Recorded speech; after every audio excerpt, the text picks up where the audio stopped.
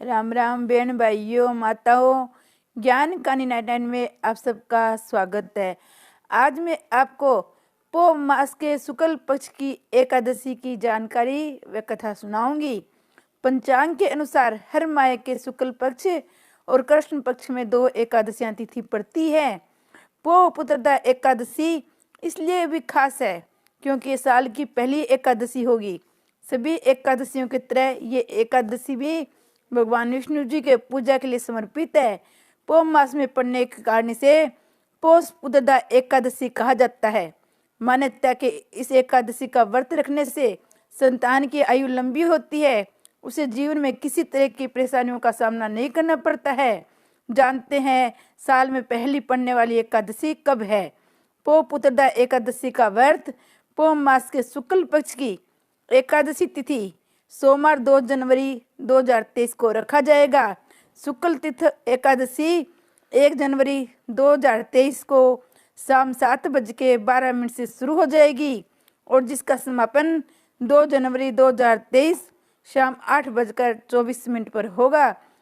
एकादशी के दिन सुबह जल्दी उठकर स्नान आदि से निवृत्त होकर साफ कपड़े पहन ले। इसके बाद पूजा के लिए एक चौकी तैयार करें। चौकी पे पीले रंग का कपड़ा बिछाकर उसमें भगवान विष्णु की मूर्ति या तस्वीर स्थापित करें। साथ ही एक कलश भी स्थापित करें। भगवान विष्णु को फल फूल नारियल पान सुपारी लौंग और आदि अर्पित कर श्रद्धानुसार पूजा करें। भगवान को धूप दीप दिखाए। पुत्रदा एकादशी का व्रत कथा सुने। आखिर में भगवान विष्णु जी की आरती करें। इसके बाद अगले दिन यानी द्वादशी के दिन सुबह फिर से स्नान आदि कर पूजा करे। ब्राह्मणों को दान दक्षिणा देने के बाद व्रत खोले। व्रत का पारण मंगलवार 3 जनवरी सुबह 7:12 से 9:20 तक रहेगा। श्री कृष्ण भगवान की जय। अब आपको मैं एकादशी की कथा सुनाऊंगी। युधिष्ठिर बोले, श्री कृष्ण आपने शुभ कारणी सफला एकादशी का वर्णन किया। अब कृपा करके शुक्ल पक्ष की एकादशी का महत्व बतलाइए। उसका क्या नाम है, कौन सी विधि है, तो उसमें किस देवता की पूजा की जाती है। भगवान श्री कृष्ण ने कहा, राजन पौष के शुक्ल पक्ष की एकादशी उसे बतलाता हूँ।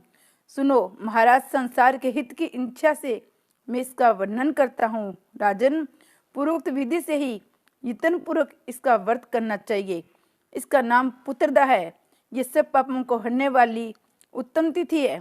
समस्त कामनाओं और सिद्धियों के दाता भगवान नारायण इस तिथि के अधि देवता है। चराचर प्राणियों सहित समस्त लोकी में इससे बढ़कर दूसरी कोई तिथि नहीं है। पूरे काल की बात है। भद्रावतीपुरी में राजा सुकेतमानु राज्य करते थे। उनकी रानी का नाम चंपा था। राजा को बहुत समय तक कोई वंशधर पुत्र प्राप्त नहीं हुआ, इसलिए दोनों पति पत्नी सदा चिंता और शोक में डूबे रहते थे। राजा के पितर उनके दिए हुए जल को शोकोत्सव से गर्म करके पीते थे। राजा के बाद कोई ऐसा नहीं दिखाई देता जो हम लोगों को तर्पण करेगा। ये सोच सोचकर पितर दुखी रहते थे। एक दिन राजा घोड़े पर सवार हो गहन वन में चले गए। पुरोहित आदि किसी को भी इस बात का पता न था। मर्ग और पक्षियों से सेवित उस संगन कान में राजा भ्रमण करने लगे। मार्ग में कहीं सियार की बोली सुनाई पड़ती थी तो कहीं उल्लुओं की। जहाँ तहाँ रीछ और मृग दृष्टि गोचर हो रहे थे। इस प्रकार घूम घूम कर राजा वन की शोभा देख रहे थे। इतने में दोपहर हो गया। राजा को भूख और प्यास सताने लगी। वे जल की खोज में इधर उधर दौड़ने लगे। किसी पुण्य के प्रभाव से उन्हें एक उत्तम सरोवर दिखाई दिया जिसके समीप मुनियों के बहुत से आश्रम थे। शोभाशाली नरेश उन आश्रमों की ओर देखने लगे। उसमें शुभ की सोच देने वाले शकुन होने लगे। राजा का दाहिना नेत्र दाहिना हाथ फड़कने लगा जो उत्तम फल की सूचना दे रहा था। सरोवर के तट पर बहुत से मुनि वेद पाठ कर रहे थे। उन्हें देखकर राजा को बड़ा हर्ष हुआ। वे घोड़े से उतरकर मुनियों के सामने खड़े हो गए। पृथक पृथक सबकी वंदना करने लगे। वे मुनि उनका उत्तम व्रत का पालन करने वाले थे। जब राजा ने हाथ जोड़कर बारंबार दंडवत किया तब मुनि बोले, राजन हम लोग तुम पर प्रसन्न हैं। राजा बोले, आप लोग कौन हैं? आपके नाम क्या है? आप लोग किस लिए यहाँ एकत्रित हुए हैं? ये सब मुझे सच सच बताइए।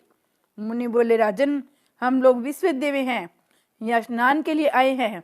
माघ निकट आ रहा है। आज से 5वें दिन माघ का स्नान आरंभ हो जाएगा। आज पुत्रदा नाम की एकादशी है, जो व्रत करने वाले मनुष्य को पुत्र देती है। राजा ने कहा, विश्व देवगण, यदि आप लोग प्रश्न हैं तो मुझे पुत्र दीजिए। मुनि बोले, राजन, आज के ही दिन पुत्रदा नाम की एकादशी है। इसका व्रत बहुत विख्यात है। तुम आज इस उत्तम व्रत का पालन करो। महाराज, भगवान केशव के प्रसाद से तुम्हें अवश्य पुत्र प्राप्त होगा। भगवान श्री कृष्ण कहते हैं, युधिष्ठिर, इस प्रकार उन मुनियों के कहने से राजा ने उत्तम व्रत का पालन किया। महर्षियों के उपदेश के अनुसार विधि पूर्वक पुत्रदा एकादशी का अनुष्ठान किया। फिर द्वादशी को पारण करके मुनियों के चरणों में बारंबार मस्तक झुकाकर राजा अपने घर आए। तदनंतर रानी ने गर्भ धारण किया। परसों काल आने पर पुण्यकर्म में राजा को तेजस्वी पुत्र प्राप्त हुआ, जिसने अपने गुणों से पिता को संतुष्ट कर दिया। वह प्रजाओं का पालक हुआ। इसलिए हे राजन, पुत्रदा का उत्तम व्रत अवश्य करना चाहिए। मैंने लोगों के हित के लिए तुम्हारे सामने इसका वर्णन किया है। जो मनुष्य एकाग्रचित होकर पुत्रदा का व्रत करते हैं, वे इस लोक में पुत्र पाकर मृत्यु के पश्चात सर्वगामी होते हैं। इस महात्म्य को पढ़ने और सुनने से अग्निहोत्र यज्ञ का फल मिलता है। श्री कृष्ण भगवान की जय।